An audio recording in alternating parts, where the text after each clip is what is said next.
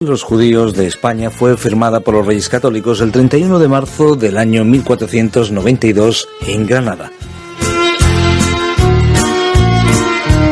Lejos de las críticas que siglos después vendrían de diferentes lugares del mundo, la cruel decisión fue vista como un síntoma de modernidad y atrajo las felicitaciones de media Europa. Ese mismo año, incluso la Universidad de la Sorbona de París transmitió a los Reyes Católicos sus felicitaciones. Pero ¿qué había detrás de esa expulsión? ¿Por qué se produjo y qué resultado trajo para España? De eso hablamos en este caso con Shai Shemer, nuestro experto en estos temas. ¿Qué tal, Shai? ¿Cómo estamos? Muchas gracias y bien hallados. Estamos hablando de una medida firmada por los Reyes Católicos que no sería una excepción en Europa, pero que marca un antes y un después. Hablamos también de la comunidad sefardí, hablamos de los judíos que vivían en España y en general en la península ibérica hasta 1492 y de sus descendientes. Si te parece, nos trasladamos a esa época, nos trasladamos a ese tiempo y nos preguntamos hasta qué punto la decisión de los Reyes Católicos fue una decisión única o fue simplemente la repetición de lo que habían hecho tiempo antes, quizás por ejemplo los visigodos o en otros lugares también otros reinos. Debemos comprender que el arraigo judío en España durante prácticamente 8 siglos tuvo una significancia especial en el desarrollo de la literatura, la poesía, la lingüística y la mística. También buenos médicos, tesoreros, contables y hombres de letras que eran escasos en aquel tiempo, ya que por su devenir en distintos territorios habían recogido conocimiento de lenguas orientales y conocimientos diversos en todos los lugares donde hubo una tolerancia y no se les permitió el arraigo a la tierra. Desarrollaron distintas artes, no solamente en el comercio, como generalmente se suele transmitir, que es lo más inmediato, sino que investigando se sabe que tenían lugares en las cortes y que eran personas realmente hábiles, muy hábiles y muy virtuosas en el tema del manejo de economías y también de estrategias. El mismo Cristóbal Colón, había colocado judíos en su expedición a su puesto, ¿no? Porque era el descubrimiento de América, una ruta hacia las Indias.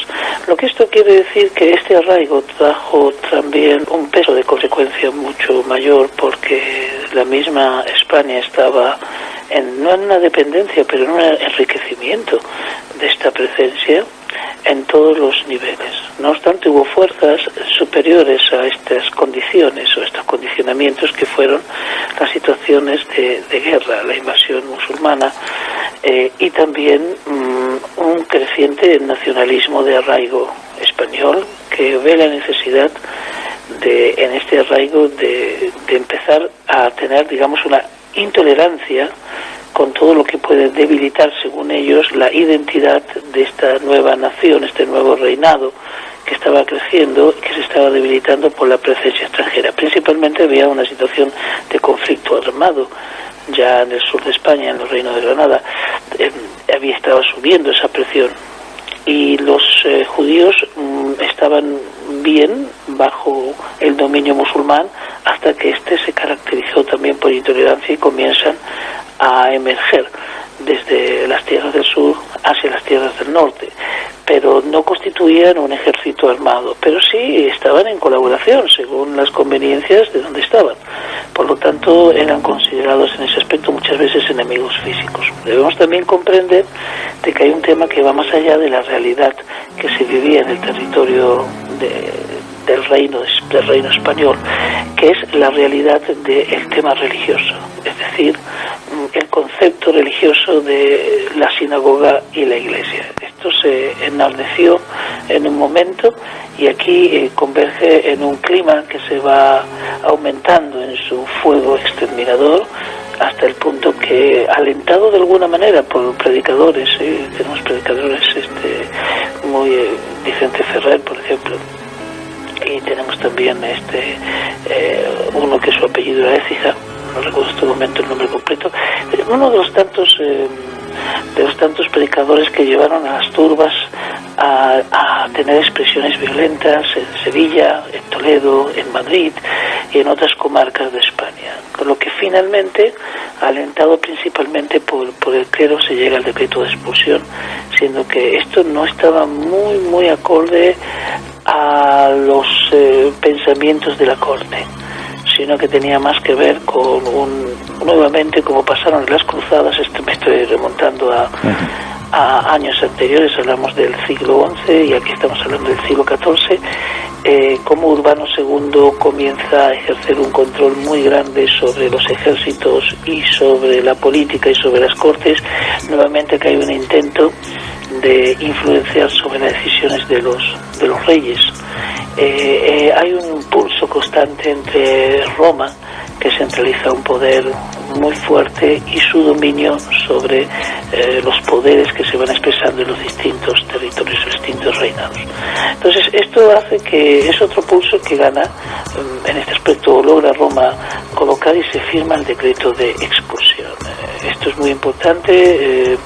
Cuando se decide finalmente, no se prevé las consecuencias de más de 300.000 judíos que abandonan el territorio español, lo cual lo hacen con mucho pesar, dado que ellos en su arraigo habían desarrollado lo que tú bien llamaste los sefaradíes, la cultura judeo-española, se llevaron el judeo-español o el lenguaje llamado ladino en las distintas comarcas, y muchos de ellos fueron bien acogidos en Polonia, en Turquía, porque vieron en esta inmigración una inmigración que puede potenciar las necesidades de un territorio.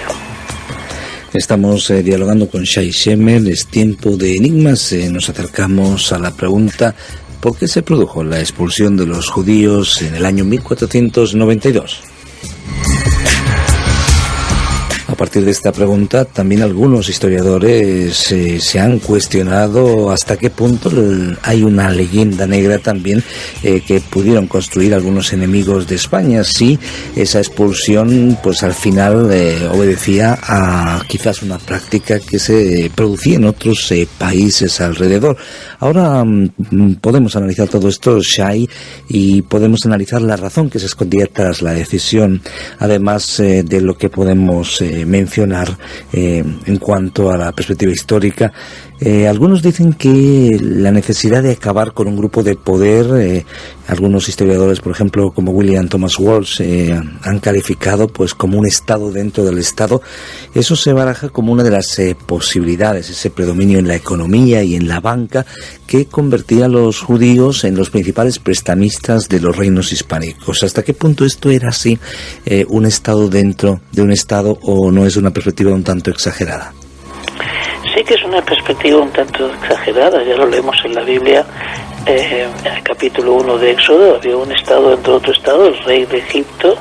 Faraón teme del poder que los judíos, con 70 personas, así está escrito en la Biblia, se multiplican y fructifican, y necesita una estrategia. Lo que pasa es que podemos entender de que no es desproporcionado decir que tenían un poder en la España del siglo XV. Lo desproporcionado es el peso que se le da a ese poder.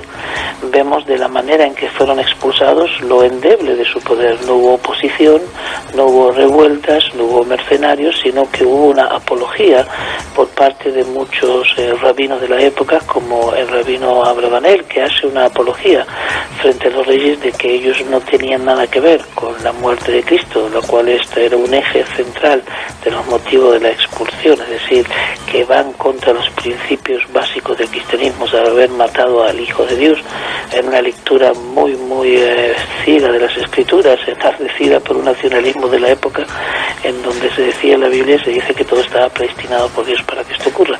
De alguna manera hubo una defensa de que los judíos ya estaban en épocas salomónicas, y ya en aquel tiempo hay realmente una exposición apologética a lo mismo, y en esta defensa de que no habían estado los judíos españoles presentes en Jerusalén, aunque hubo emigración de Jerusalén a Sefarat también después de que los romanos acaban con el segundo templo, derribándolo en el 70 después de Cristo.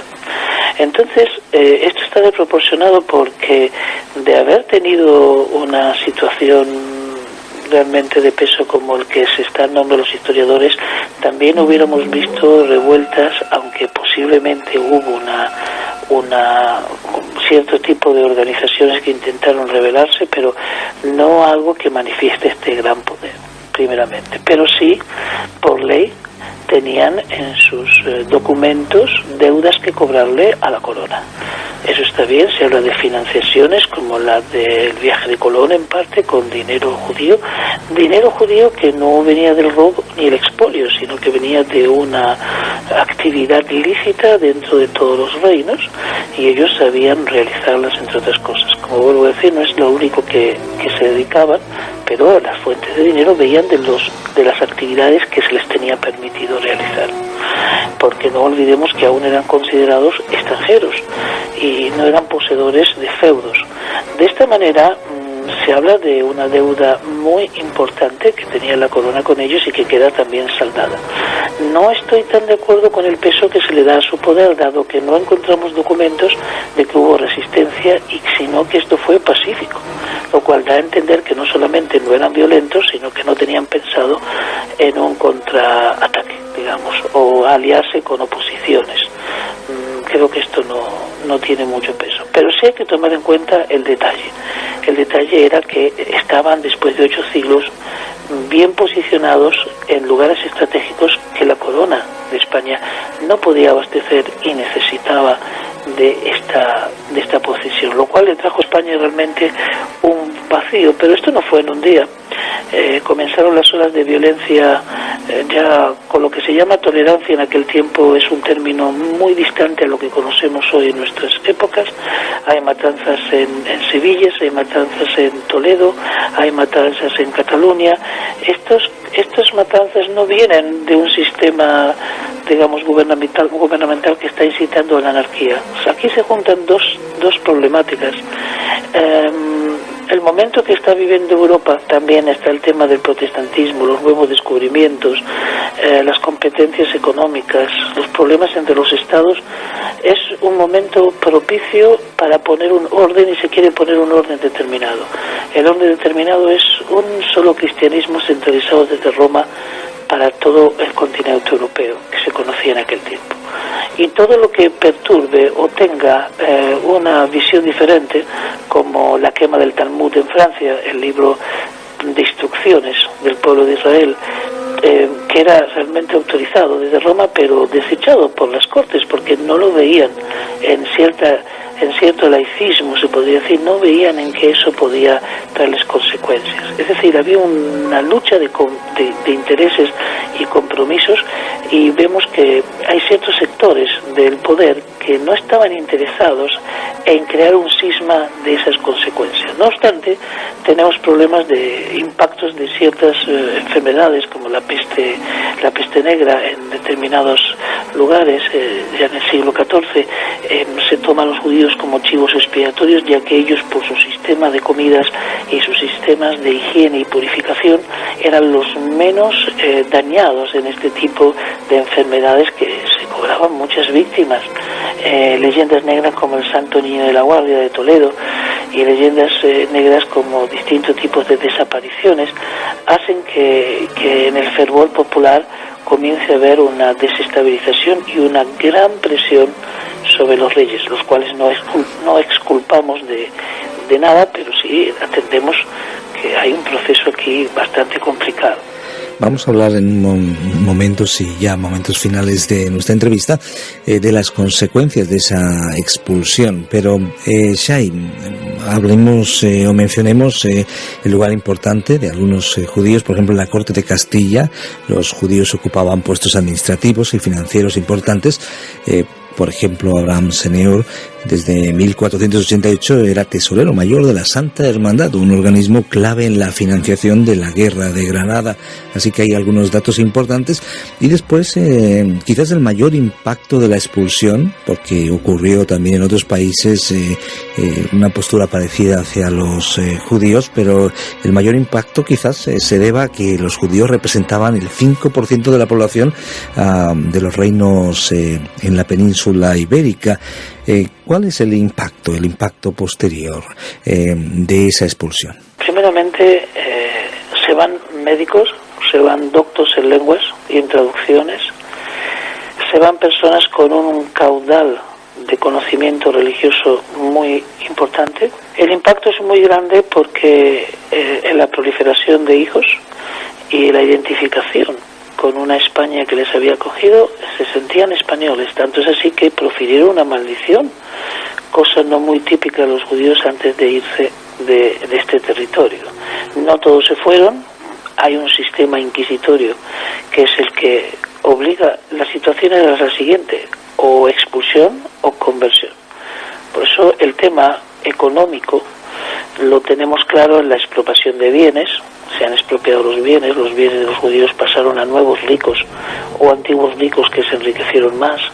Realmente fue un expolio a nivel nacional, pero también los que se quedaron tuvieron que pasar luego la conversión, y luego de la conversión un proceso inquisitorio, ya que nuevamente se sospecha de la autenticidad de esa conversión. Pero el tema otra vez es el choque de intereses. Dada la formación en latín, en griego y en hebreo y el conocimiento de las fuentes, los clérigos que estaban ya convertidos del judaísmo al cristianismo volvieron a ocupar rápidamente posiciones centrales y posiciones de poder dentro del sistema eclesial católico apostólico romano de España, superando a la media. Y estos son documentos interesantes que hace tiempo se conocen, lo cual trajo un recelo dentro de la misma Iglesia, habiendo de esta manera creando que en estas enseñanzas había una enseñanza contraria a la sana doctrina que venía de Roma, cosa que posiblemente los historiadores dicen que había alguno que aún tomaba parte de costumbres judías dentro de la Iglesia, pero que el tema central era que rápidamente los nuevos judíos conversos que siguieron por la línea eclesial estaban avanzando en la escala de autoridad muy rápido, lo que trae un recelo dentro de la misma Iglesia. Entonces hay un proceso inquisitorio después, y ese proceso inquisitorio diezma a una España, y la diezma porque dentro de esa Inquisición se persiguen también a disidentes políticos y también protestantes. Es decir, no solamente hay una evasión de gente que se lleva lo que tiene puesto, pero también lo que tiene en su mente, sus habilidades.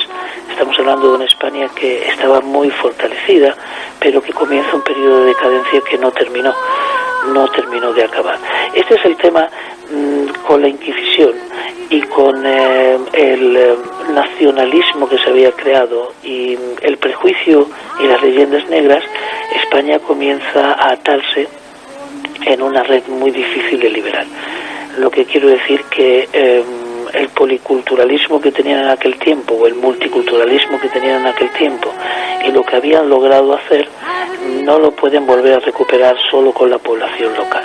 Entiendo también que hay que entender que poco después viene también la expulsión de los moriscos.